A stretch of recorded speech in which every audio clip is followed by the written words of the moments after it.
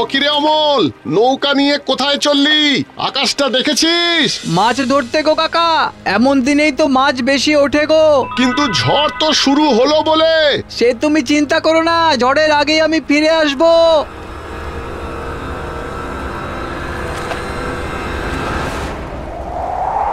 না, এবার সব জাল গুটিয়ে তাড়াতাড়ি ফিরে যাই, ঝড় আসছে মনে হচ্ছে। ওরে বাবা, হাওয়া যে উল্টো দিকে বইছে, মনে হচ্ছে ঝড়ে উড়ে যাব। কে আছো? কে আছো? বাঁচাও! ঝড় এসেছে, আমি নৌকা সামলাতে পারছি না।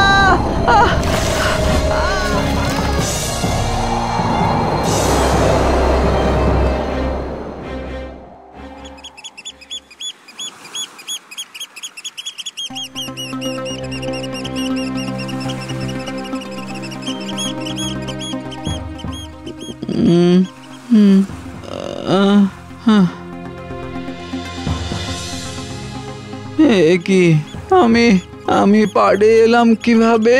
ঝড় আসার পরে তো আর কিছুই মনে পড়ছে না। এবার তাড়াতাড়ি ঘরে ফিরতে হবে, সবাই অপেক্ষা করছে। না, এটা তো আমার গ্রাম নয়। তাহলে কি আমি উড়ে অন্য কোনো জায়গায় এসে পড়েছি?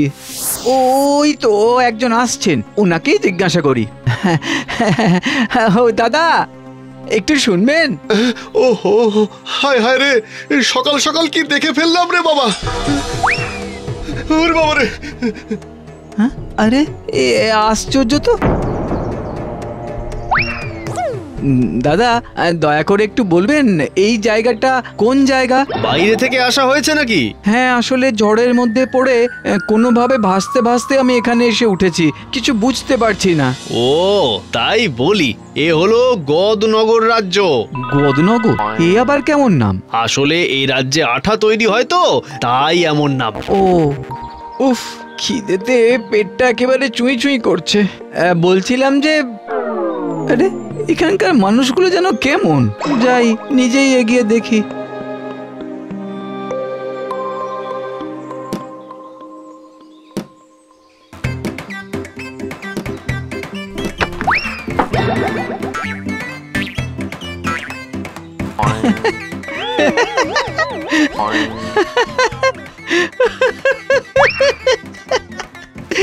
ও সত্যি, কি আজব রাজ্য।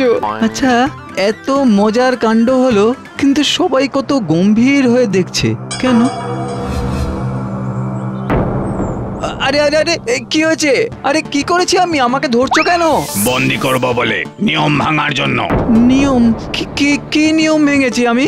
তুমি হেসেছো, জানো না আমাদের রাজ্যে হাসির ওপর নিষেধাজ্ঞা আছে। বেআইনি ভাবে হাসলে তাকেই কারাগারে বন্দি করা হবে। কি?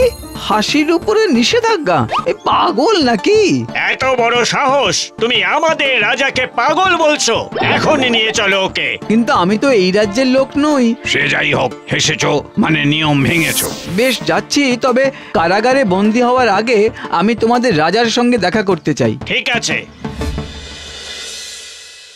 মহারাজ, আমি অমল, অন্য রাজ্য থেকে এসেছি। এই রাজ্যের নিয়ম বিধি সম্পর্কে আমি কিছুই জানি না মহারাজ, দয়া করে আমাকে বন্দি করবেন না।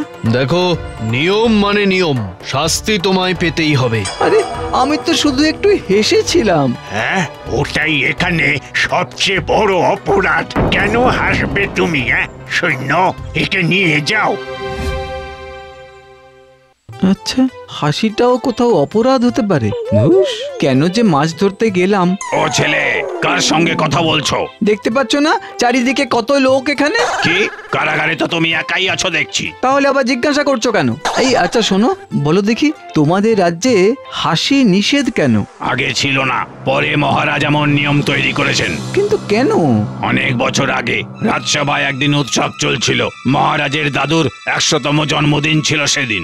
আমাদের রাজা তার দাদুকে খুবই ভালোবাসতেন।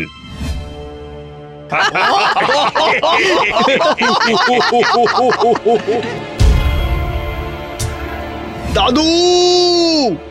ব্যাস, আর কি, মহারাজের দাদুর মৃত্যুর জন্য হাসিকেই দায়ী করা হলো। আর তারপরেই নিয়ম হলো যে এই রাজ্যে আর কেউ কখনো হাসতে পারবে না। বুঝলাম।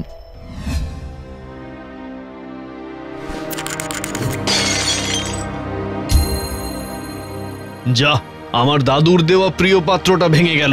এখনই এটাকে জুড়তে হবে। মন্ত্রী, প্রহরী, সবাই তাড়াতাড়ি এসো। কি হয়েছে মহারাজ? আমার এই স্বাদের পাত্রটা এক্ষুনি আঠা দিয়ে জোড়া লাগাও। আগে মহারাজ, এমন সূক্ষ্ম কাজ যদি দিনের বেলায় করা যেত। এত বড় স্পর্ধা, আমার মুখের উপর কথা। এখনই না করলে সবার গর্দান যাবে। যাচ্ছি মহারাজ। কি হলো, এত সময় লাগছে কেন?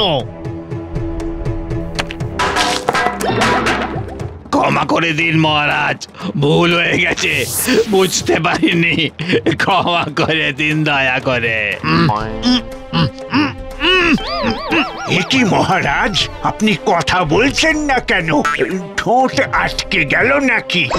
আরে বাহ, ইয়ে মানে, আরে যা, এ কি হলো? চিন্তা করবেন না, আমি এখনই রাজবৈদ্যকে খবর দিচ্ছি।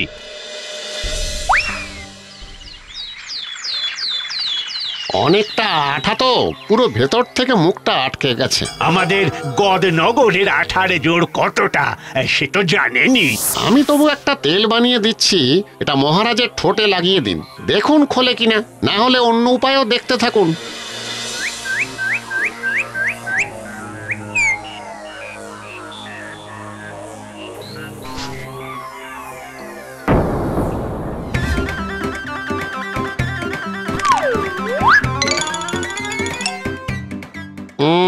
কি যে হবে, ঠোঁট না খুলতে পারলে রাজামশাই তো চিরকালের জন্য আর কথাই বলতে পারবেন না। কি হলো, রাজার মুখ খুললো? না না, কত কিছু করা হলো, তবু কোনো লাভ হলো না। মনে হচ্ছে রাজার মুখ চিরদিনের জন্য বন্ধ হয়ে গেল। আচ্ছা, কেউ কি নেই এমন যে মহারাজকে বিপদ থেকে বাঁচাতে পারে? আমি পারবো যদি আমাকে একটা সুযোগ দেওয়া হয়। কি তুমি? বাঘা বাঘা লোকজন পারলো না, আর তুমি পারবে? একবার দেখোই না। বেশ, কিন্তু না হলে আবার কারাগারে বন্দি করা হবে তোমাকে। আচ্ছা, বলে তো দিলাম, আদৌ পারবো কিনা কে জানে। মহারাজ, এই ভিনদেশী আপনার ঠোঁট খোলার জন্য চেষ্টা করতে চায়। হ্যাঁ মহারাজ, আমি না পারলে আমাকে আবার বন্দি করবেন, কিন্তু একবার সুযোগ দিন। যা বুঝছি, এত কিছুতেও যখন কাজ হলো না, তখন একমাত্র যদি রাজাকে হাসানো যায় তাহলেই ঠোঁট খোলা যাবে, কিন্তু হাসির কথা তো আগে বলাই যাবে না। কি হলো, চুপ করে দাঁড়িয়ে আছো যে?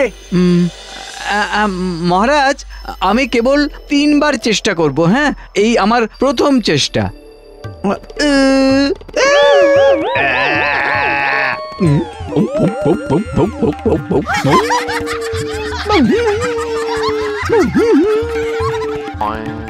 না, এটাতে তো হলো না। এ কি, তুমি মহারাজকে হাসাতে চেষ্টা করছো?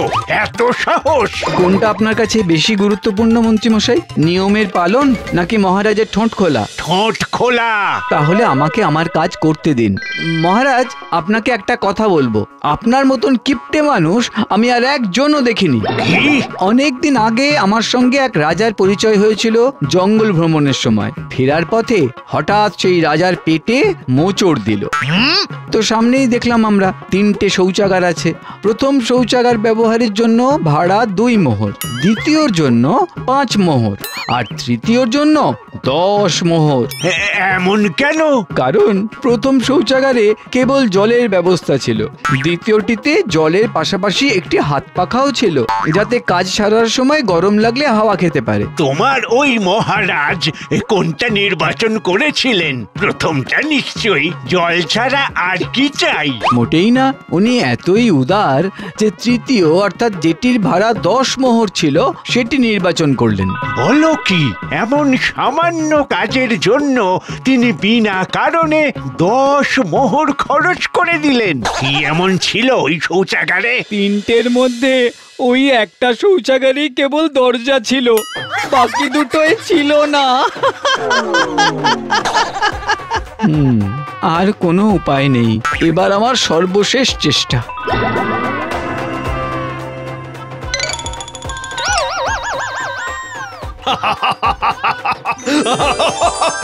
থামো থামো, আর পারছি না।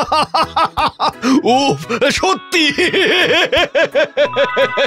কি মহারাজ, দেখলেন তো হাসির তাহলে কত উপকারিতা আছে। ঠিক বলেছো, আজ থেকে হাসির ওপর নিষেধাজ্ঞা আমি তুলে দিলাম। সবাই মন খুলে হাসো। অমল, তোমার এই কাজের জন্য আমি তোমায় পুরস্কৃত করব। অনেক ধন্যবাদ। হাসির জন্য এ যাত্রায় কাঁদতে গিয়েও বেঁচে গেলাম।